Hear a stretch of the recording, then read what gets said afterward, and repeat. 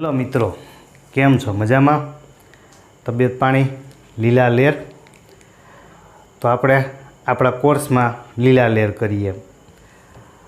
स्वाध्याय 1.1 में पहलो अने बीजो दाखलो आपणे आगळ सोल्व कर्युं छे, बराबर। हवे आपणे त्रीजा दाखलाथी जाईए। तो त्रीजा दाखलामां छे पेलुं यादीनी रीते लखो। तो एमां पहलो प्रश्न छे कि एक्स ए पूर्णांक छे, एटले एक्स पूरेपूरी संख्या है, पर एक्स केवुं छे तो कि -3 करता मोटा लेवाना छे ने 7 करता नाना, बराबर। एना मैं जवाब लखी राख्यो छे कारण के बहुत सहेला छे एटले झड़पथी एनुं काम पूरुं थाय। -3 करता मोटा लेवाना छे एटले -2, -1, 0, 1, 2, 3, 4, 5 અને 6, बराबर।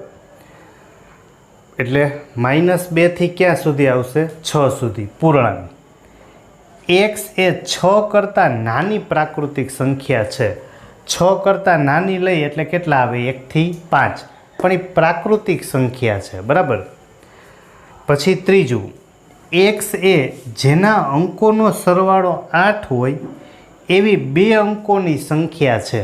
2 અંકની સંખ્યા, એકમ અને દશક 2 અંક હોય, એનો સરવાળો 8 થવો જોઈએ। એટલે પેલું 1 લઉં તો બાજુમાં કેટલા લેવા પડે? 7, કારણ કે તો જ 7 ને કેટલા થાય? 8।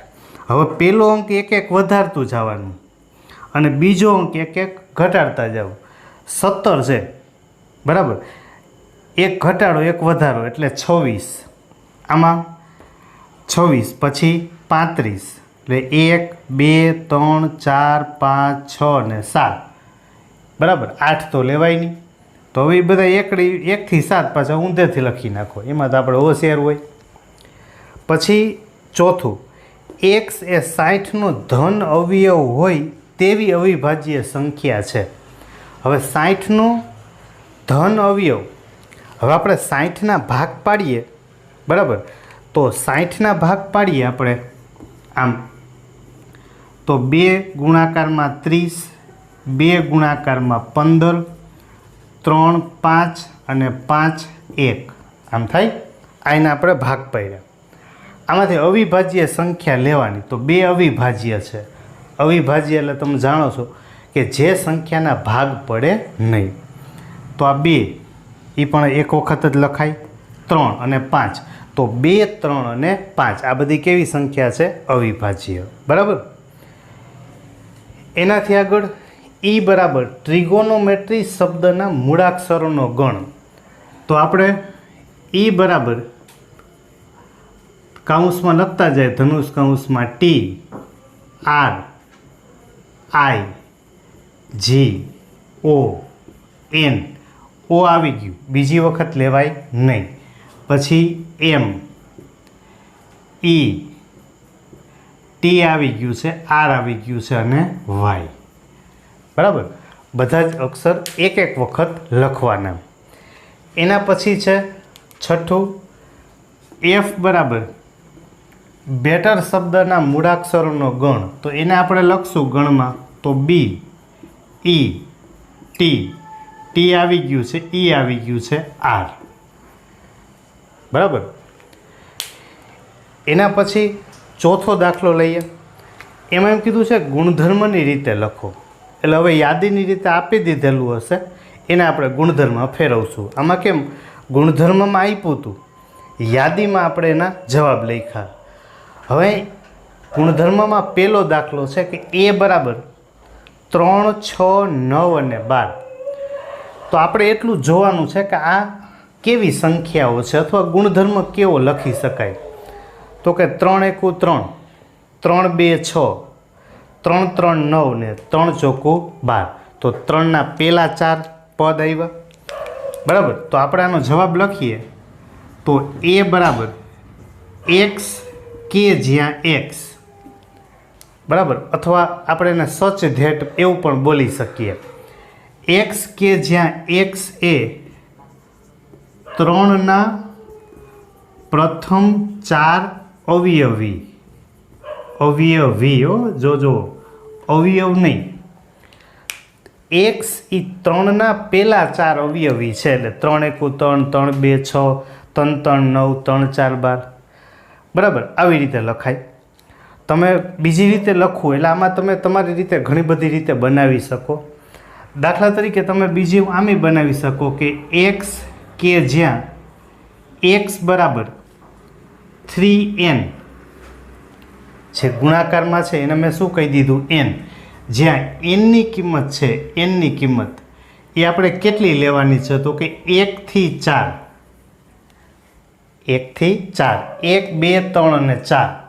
પણ ધ્યાન રાખવાનું છે n belongs to n, n ધન સંખ્યા જ લેવાની છે, બરાબર. પછી બીજું b બરાબર 2 4 8 16 32. તો આમાંય ખબર પડે 2 એકુ 2, 2 4 8, 2 4 8 થાય, 2 2 4. તો કે તો કેવી રીતે લખવું? 2 એકુ 2, 2 2 4. જો 2 3 કરો ને તો 6 થાય, પણ 2 નો 4 નો ગુણાકાર 8 થાય. પાછો 2 અને 8 નો ગુણાકાર 16 થાય, અને 2 અને 16 નો ગુણાકાર 32 થાય. આપણે એમ થાય કે આમાં કાંઈ સમજાણું નહીં, તમે હું બોલી ગયા. તમે જો ફરીથી બોલું, 2 4 8, 2 8 16, 2 16 32. મતલબ એવો થયો કે દરેક પદ છે ને એ 2ના ગુણાકારમાં હતા. 2 1 વખત, 2 2 વખત, 2 3 વખત, 2 4 વખત, 2 5 વખત. તમે જો 4 એટલે 2 ની 2 ઘાત, 8 એટલે 2 ની 3 ઘાત, 16 એટલે 2 ની 4 ઘાત, 32 એટલે 2 ની 5 ઘાત. મતલબ આ બધા જ પદ છે 2 ની ઘાતમાં છે, બરાબર. તો આપણે એનો જવાબ લખીએ તો b બરાબર x કે જ્યાં x બરાબર 2n, એટલે કે 2 ની n ઘાત, જ્યાં 1 less than or equal n less than or equal 5, n belongs to n, બરાબર. nની કિંમત 1 મૂકો તો 2 એકુ 2, 2 મૂકશો તો 4, 3 મૂકો તો 8, એમ બધી કિંમત આપણને મળશે. એવી જ રીતે 5માં આપેલું છે તો એનો જવાબ આપણે લખશું તો c બરાબર x કે જ્યાં x બરાબર 5 ની n ઘાત, 1 2 3 4. તો 1 less than or equal n less than or equal 4, n belongs to n. nની કિંમત ક્યાંથી ક્યાં સુધી લેવાની તો કે 1 થી 4, બરાબર. અહીંયા જોતું જવાનું 5 ની 1 ઘાત, 5 ની 2 ઘાત, 5 ની 3 ઘાત, 5 ની 4 ઘાત. એટલે આપણે જે ઘાત હતી એને આપણે શું ધારી લીધું? n. પણ n ક્યાંથી લેવાનો છે તો કે 1 અને 4ની વચ્ચે, બરાબર. 1 લેવાના, 4 લેવાના, સંવૃત અંતરાલની જેમ જો નીચે ઇક્વલ આપેલું છે, બરાબર. પછી d બરાબર 2 4 6 અપ ટુ બધી સંખ્યાઓ છે. તો 2 એકુ 2, 2 2 4, 2 3 6, 2 4 8. તો બધી બેકી સંખ્યાઓ છે. જો તો આપણે એને જવાબ લખશું તો d બરાબર x કે જ્યાં x એ યુગ્મ પ્રાકૃતિક સંખ્યા,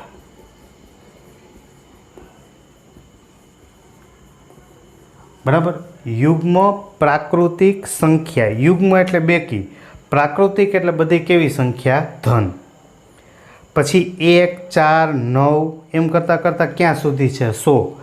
તો આમ જુઓ તો 1 એટલે 1નો વર્ગ, 4 એટલે 2નો વર્ગ, 9 એટલે 3નો વર્ગ, એમ કરતાં કરતાં કેટલા છે તો કે 100. 100 એટલે 10નો વર્ગ, બરાબર.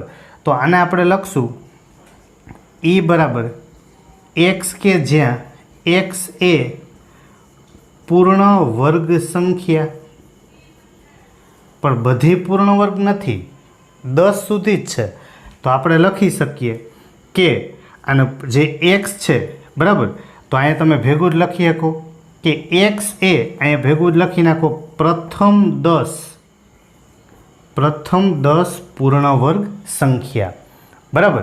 તો આપણને ખબર પડે કે 1નો વર્ગ, 2નો વર્ગ, 3નો વર્ગ, એમ છેલ્લે 10નો વર્ગ. એના કેટલા થઈ જશે તો કે 100, બરાબર. તો આ યાદીની રીત લખતા શીખા અને આ ગુણધર્મની રીત. એની આગળ આપણે 5મો દાખલામાં જઈએ. આપણે એમ કીધું બધા જ ઘટકો લખો, તો એમાં પણ એ જ છે કે યાદીની રીતે આપણે લખવાનું છે, બરાબર. પહેલામાં એમ કીધું કે એક્સ એ અયુગ્મ પ્રાકૃતિક સંખ્યા છે. અયુગ્મ એટલે એકી સંખ્યા, પ્રાકૃતિક એટલે ધન. તો આપણે એ બરાબર અયુગ્મ સંખ્યા કીધી છે એટલે આપણે 1, 3, 5, 7 બરાબર, પછી ડેશ ડેશ કરી નાખવાનું, બધી પ્રાકૃતિક સંખ્યા છે. પછી એક્સ એ પૂર્ણાંક છે, પણ એ કેવી? તો કે એક્સની કિંમત -1/2 કરતાં મોટી લેવાની છે અને 9/2 કરતાં નાની. એટલે આપણે આમ સંખ્યા રેખા ઉપર ખાલી ચર્ચા કરીએ એની તો અહીંયા 0 હોય બરાબર. 1/2 એટલે કે 0.5, તો આ -0.5 અને અહીંયા આપણી પાસે 9/2 એટલે 4.5. પણ આપણે લેવાની છે પૂર્ણાંક સંખ્યા, મતલબ પૂરેપૂરી. જો આના કરતાં આપણે મોટી લેવાની છે, મોટી લેવાની હોય એટલે જમણી બાજુ જાશું અને 4.5 કરતાં નાની એટલે ડાબી બાજુ. તો બી બરાબર -0.5 થી જમણી બાજુ જાશું એટલે પહેલાં આવશે 0, પછી 1, 2, 3 અને 4. 4.5 થી લેવાના છે નાના બરાબર. પછી ત્રીજું, એક્સ એ પૂર્ણાંક છે એટલે કે પૂરેપૂરી સંખ્યા લેવાની છે, પણ એવી સંખ્યા કે એનો વર્ગ કરો ને તો ઇક્વલ 4 થાય, કાં 4 થાય અથવા એના કરતાં નાની થાય બરાબર. એક્સ એ પૂર્ણાંક છે એટલે કે પૂરેપૂરી સંખ્યા. તો આપણે દાખલા તરીકે તમે એક્સ બરાબર તમે 0 મૂકશો તો 0નો વર્ગ 0, એ 4થી નાની થાય બરાબર. તમે એક્સ બરાબર 1 મૂકશો તો 1નો વર્ગ 1, એ પણ 4 કરતાં નાના થાય. આપણે -1 મૂકીએ, જો પૂર્ણાંક કીધું છે જોજો બરાબર, પ્રાકૃતિક નથી કીધું. જો પ્રાકૃતિક કીધું હોત તો આપણે -1 ન લઈ શકત બરાબર. પહેલાં ગણને વ્યવસ્થિત તૈયાર કરવાના. પછી આપણે 2 લઈએ તો 2નો વર્ગ 4, એ પણ 4 અથવા 4થી નાનો થાય. -2 લઈએ તો -2નો વર્ગ પણ 4 અથવા એનાથી નાના બરાબર. એટલે આપણે આટલા સભ્ય મળશે. એક્સ એ લોયલ શબ્દનો મૂળાક્ષર છે. હવે લોયલ શબ્દ આપેલો છે તો આપણે લખીએ તો LOY એલ આવી ગયો છે એટલે બીજી વખત લખવાનું નથી બરાબર. પછી એક્સ એ વર્ષનો 31 દિવસનો ન હોય તેવો મહિનો છે. 31 દિવસનો ના હોય એવા આપણે મહિના નામ લખવાના છે બરાબર. હવે આવું બધું તો આપણે જનરલી આવડતું જ હોય. 31 દિવસનો ન હોય એ ધ્યાન રાખવાનું. તો આપણે પહેલેથી શરૂ કરીએ. તમને વર્ષોથી આ પ્રાઇમરીમાં શીખવાડ્યું હોય કે આ હાથમાં ઉપરનો ભાગ હોય ટેરવાવાળો બરાબર, એ 31 દિવસ હોય. તો પહેલું જાન્યુઆરી એ ન આવે, એના પછી ઊંડાણવાળો ભાગ આવ્યો ખાડો બરાબર, એટલે પહેલું આવશે ફેબ્રુઆરી બરાબર. જાન્યુઆરી, ફેબ્રુઆરી, પછી માર્ચમાં પાછું 31 આવે, માર્ચ પછી એપ્રિલ, તો એપ્રિલ બરાબર. જાન્યુઆરી, ફેબ્રુઆરી, માર્ચ, પછી એપ્રિલ, પછી તો કે મે, તો કે 31, મે પછી જાન્યુઆરી, ફેબ્રુઆરી, માર્ચ, એપ્રિલ, મે, જૂન, તો જૂન બરાબર. પછી જુલાઈ તો એમાં 31, ઓગસ્ટ એમાં 31 આવે, ઓગસ્ટ, પછી સપ્ટેમ્બર બરાબર. પછી સપ્ટેમ્બરમાં 31 ના હોય એટલે ઓક્ટોબરમાં હોય, પછી નવેમ્બરમાં ના હોય, ડિસેમ્બરમાં હોય બરાબર. તો આટલા મહિનાઓ એવા છે કે જે 31 દિવસનો મહિનો ના હોય. એના પછી એક્સ એ અંગ્રેજી મૂળાક્ષરોની ક્રમ અનુસાર યાદીમાં કે પહેલાંનો વ્યંજન છે. ABCD બોલવાની છે બરાબર, આવડે જ છે, પણ વ્યંજન લખવાનું છે કેની પહેલાં આવતા હોય એવા. તો આપણે પહેલાંથી ABCD બોલતા જાય બરાબર. પહેલું એ, તો એ ન આવે કારણ કે એ સ્વર છે. આપણે વાત કરી રહ્યા છીએ વ્યંજનની. એ નહીં આવે, બી, સી, ડી, ઈ નહીં આવે કારણ કે ઈ સ્વર છે. એ, બી, સી, ડી, ઈ, પછી એફ, જી, એચ, આઈ, તો કે ઈ સ્વરમાં આવે, વ્યંજનમાં ન આવે. બરાબર. તો એફ, જી, એચ, આઈ, જે, કે નહીં લેવાનું કારણ કે કે પહેલાંનું કીધું છે. તો આપણને ઘટકો મળે બી, સી, ડી, એફ, જી, એચ અને જે. બરાબર. વ્યંજન છે. પરીક્ષામાં આપણને વધીને સ્વર પૂછ્યું હોય. ટૂંકમાં આને આજુબાજુના લગતા પ્રશ્નો બનાવી શકાય. પછી છઠ્ઠા દાખલામાં યાદીની રીત, એક બાજુ યાદીની રીતમાં સભ્ય આપેલા છે અને સામે ગુણધર્મ આપ્યો છે. તો આપણે એને જોડકા છે ને જોડવાના છે. કયો નિયમ છે? તો આપણે શું કરાય, હંમેશા ગુણધર્મ પહેલાં જોવાય. ગુણધર્મ હોય ને તો યાદીની રીત સહેલી પડે. જો પહેલું, એક્સ એ અવિભાજ્ય સંખ્યા છે અને 6નો અવયવ છે. તો 6નો અવયવ છે તો આમાંથી પહેલાં 6ના અવયવ જોવા જાય તો જો 1, 2, 3, 4, 6ના અવયવ છે, પણ અવિભાજ્ય સંખ્યા લેવાની છે તો આ ન આવે. તો પછી આપણી પાસે 2, 3 જ છે. બરાબર. એટલે 2, 3 એની સામે જવાબ આવશે એ. પછી બીજું, એક્સ એ 10 કરતાં નાની અયુગ્મ પ્રાકૃતિક સંખ્યા છે. 10 કરતાં નાની અયુગ્મ 1, 3, 5, 7 અને 9. બરાબર. પછી એક્સ એ પ્રાકૃતિક સંખ્યા છે અને 6નો અવયવ છે. જો ખાલી પ્રાકૃતિક કીધું એટલે ધન. 6નો અવયવ છે, 6ના અવયવ પાડીએ તો 1, 2, 3 અને 6. બરાબર. એટલે પહેલાં એની સામે આવશે સી, બીજા સામે એ, ત્રીજું તો હવે એક જ વધ્યું હોય. એક્સ એ મેથેમેટિક્સ શબ્દના મૂળાક્ષરો છે. તો મેથેમેટિક્સ શબ્દમાં જોવા જઈએ તો આપણે બધા ખબર જ છે કે બધાય એક વાર આવી ગયા, MATHEICS. બરાબર. તો એક યાદીની રીત ને એક ગુણધર્મની રીત. સ્વાધ્યાય 1.2 ગણીએ. બરાબર. હવે એમાં એમ પૂછ્યું છે કે ખાલી ગણ છે. હવે ખાલી ગણ એટલે આપણે જાણીએ છીએ કે જે ગણમાં એક પણ સભ્ય ના હોય. બરાબર. તો જોઈએ પહેલું, 2 વડે વિભાજ્ય અયુગ્મ પ્રાકૃતિક સંખ્યાઓનો ગણ. હવે અયુગ્મ પ્રાકૃતિક, હવે તમે અયુગ્મ સંખ્યા લ્યો તો 1, 3, 5, 7, 9, 11 આવી બધી સંખ્યા આવે. હવે આવી સંખ્યા 2 વડે કોઈ દી વિભાજ્ય ન થાય. શું કામ? 2 વડે એવી જ સંખ્યા વિભાજ્ય હોય જે યુગ્મ હોય. બરાબર. એટલે કે આમાં આપણને 2 વડે વિભાજ્ય હોય, અયુગ્મ હોય એવી એકેય સંખ્યા મળે નહીં. એટલે કે આ કેવો ગણ થાય તો કે ખાલી ગણ. બરાબર. ખાલી ગણ થાય. આપણે એવું લખતા જઈએ. યુગ્મ અવિભાજ્ય પ્રાકૃતિક સંખ્યાઓનો ગણ. યુગ્મ એટલે બેકી સંખ્યા. અવિભાજ્ય તો કે તમે પહેલી સંખ્યા બોલો 2 તો યુગ્મય છે અને અવિભાજ્ય છે. બરાબર. એનો મતલબ એવો થયો કે આ ખાલી ગણ નથી.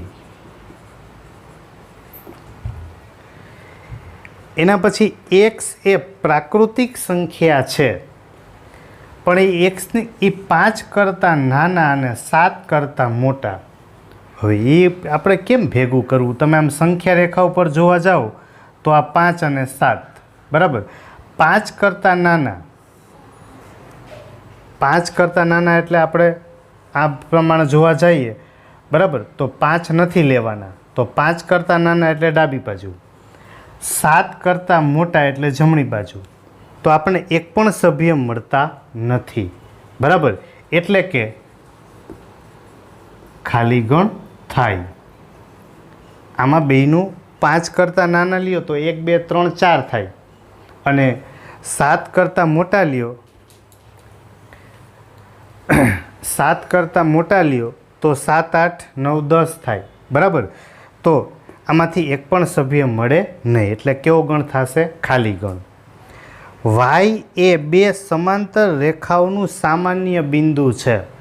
હવે પહેલો શબ્દ લીધો કે બે સમાંતર રેખા. સમાંતર રેખા હોય તો એ બે રેખા ક્યાંય છેદે નહીં. તમે આમ લીધું હોય તો આ બે સમાંતર રેખા થઈ. તો એમ કહે છે કે વાય છે ને એ બે સમાંતર રેખાઓનું સામાન્ય બિંદુ છે. બરાબર, જોજો ફરીથી, સમાંતર રેખા હોય તો એ ક્યાંય છેદે નહીં. એમ કહે છે કે વાય છે ને એ સમાંતર રેખાઓનું સામાન્ય બિંદુ છે. બરાબર, તો હવે આ ખાલી ગણ થાય કે નહીં, જો સમજૂતી જરૂરી છે. ખાલી ગણ એટલે એક પણ સભ્ય મળે નહીં. હવે બે સમાંતર રેખાઓનું હોય તો સામાન્ય બિંદુ એનું એકેય હોય નહીં. બરાબર, એટલે કે આ કેવો ગણ થાય તો કે ખાલી ગણ થાય. બરાબર, તો આમાં આપણે લખ્યું કે બે વડે વિભાજ્ય તો એવી સંખ્યા મળતી નથી એટલે ખાલી ગણ. એમ આમાં બે સમાંતર રેખાઓનું સામાન્ય બિંદુ એકેય મળે નહીં એટલે એનો જવાબ થશે ખાલી ગણ. પછી દાખલા નંબર 2માં એમ કીધું છે કે શાંત ગણ અને અનંત ગણ. હવે શાંત ગણ એટલે શું તો કે જેની સંખ્યા છે એને ગણી શકાય, અને અનંત ગણ એટલે સંખ્યા છે સંખ્યા એને ગણી ન શકાય. બરાબર, તો પેલું વર્ષના મહિનાઓનો ગણ, તો વર્ષના મહિના 12 ફિક્સ છે મતલબ એને ગણી શકાય છે એટલે આ કેવો ગણ થશે તો કે શાંત ગણ, કારણ કે ગણી શકાય. 1 2 3 થી ડેશ ડેશ ડેશ ટૂંકમાં અનંત સુધી કેટલા છે એની ખબર નથી એટલે એ કેવો ગણ થશે અનંત ગણ. બરાબર, 1 2 3 અપ ટુ 100 સુધી તો ફિક્સ થઈ ગયું. 1 થી 100 એ નક્કી છે, ગણી શકાય એટલે એ કેવો ગણ મળશે તો કે શાંત ગણ. 100 કરતાં મોટા ધન પૂર્ણાંકોનો ગણ. હવે 100 કરતાં મોટા ધન પૂર્ણાંક એ તો કેટલા બધા હોય, 101 102 103 એમ કરતાં ક્યાંય સુધી થતા હોય. બરાબર, 100 કરતાં મોટા ધન પૂર્ણાંકો એટલે એ કેવો ગણ મળશે તો કે અનંત ગણ. 99 કરતાં નાની અવિભાજ્ય સંખ્યાઓનો ગણ. તો હવે 99 કરતાં તમે નાની લેવા જાઓ, તમે પહેલેથી શરૂ કરો. બરાબર, તમે તો પહેલી સંખ્યા કઈ હોય 2 3 5 7 એમ કરતાં છેલ્લેથી તમે વાત કરો તો 99 વિભાજ્ય કહેવાય. બરાબર, એના ભાગ પડે 33 3 11 9 એમ. 98 લ્યો તો પણ ભાગ પડે, 97 લ્યો તો એના ભાગ ના પડે. તો આ જો આ સંખ્યાઓ છે એ નક્કી થઈ ગઈ, જો અવિભાજ્ય જેને ગણી શકાય એટલે આ કેવો ગણ થશે મિત્રો તો કે શાંત ગણ. તો શાંત એટલે ગણી શકાય, અનંત એટલે એને ગણી શકાય નહીં. દાખલા નંબર 3માં પણ એ જ પૂછેલું છે કે શાંત છે કે અનંત. તો પેલું એક અક્ષને સમાંતર રેખાઓનો ગણ. હવે આપણે એક અક્ષ લીધું હોય, આ વાય અક્ષ અને આ એક્સ અક્ષ. બરાબર, હવે તમે એક અક્ષને સમાંતર રેખા લેશો, આ એક અક્ષ છે એને સમાંતર રેખા તો અસંખ્ય બનશે આવી બધી. બરાબર, તો એક અક્ષને સમાંતર રેખાઓનો ગણ તો એ કેવો ગણ થશે તો કે અનંત ગણ, કારણ કે આવી ઘણી બધી રેખાઓ તમે દોરી શકો. અંગ્રેજી મૂળાક્ષરોનો ગણ. તો અંગ્રેજી મૂળાક્ષર એટલે A થી Z, તો એ તો ફિક્સ જ છે. જો એ ફિક્સ થતું હોય મતલબ એને તમે ગણી શકતા હોય એટલે એ કેવો ગણ મળશે શાંત ગણ. અંગ્રેજી મૂળાક્ષર A થી Z ટોટલ 26 અક્ષર ગણી શકાય. બરાબર, એટલે એ કેવો ગણ થશે શાંત ગણ. 5 થી ગુણિત સંખ્યાઓનો ગણ. હવે 5 થી આપણે ગુણિત લઈએ તો 5 10 15 20 આવું તો અનંત સુધી ચાલ્યા કરે. બરાબર, તમે ગણી ના શકો મતલબ એ કેવો ગણ થશે તો કે અનંત ગણ. બરાબર, પછી પૃથ્વી ઉપર વસતા પ્રાણીઓનો ગણ.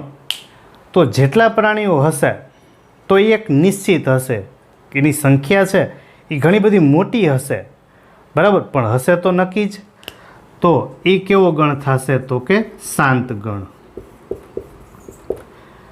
વાસ્તવની અંદર આ વાક્ય થોડુંક અટપટા પ્રકારનું કહેવાય, કારણ કે પૃથ્વી ઉપર વસતા પ્રાણીઓનો ગણ જો તમે નિશ્ચિત છે ઘણી બધી એની મોટી સંખ્યા હોય, પણ આપણે આમ જોવા જઈએ તો ઘણા બધા પ્રાણીઓ એવી બધી જગ્યાએ રહેલા હોય જેને આપણે ગણી પણ શકતા ના હોય, મતલબ આપણી ગણતરીમાં ન હોય, પણ એક ફિક્સ તો સંખ્યા થવાની, એટલે એ કેવો ગણ છે? શાંત ગણ. ઉગમ બિંદુ 0,0માંથી પસાર થતા વર્તુળોનો ગણ. હવે આપણી પાસે ઉગમ બિંદુ હોય આ 0,0, એમાંથી પસાર થતા વર્તુળોનો ગણ. હવે આમાંથી વર્તુળ પસાર કરો તો આ એક વર્તુળ થયું, તો 0,0માંથી તમે જો આમ તમે વર્તુળ પસાર કરવા જાઓ, બરાબર, તો આ તો ચાલુ જ રહીએ, તો આ જે ગણ મળશે એ તો અસંખ્ય પ્રકાર થતા હોય, બરાબર, ઘણા બધા મળી શકે, એટલે આપણે આને કેવો ગણ કહેશું? તો કે અનંત ગણ. બરાબર, તો આપણે આ શાંત ગણ અને અનંત ગણની વાત કરી, બરાબર.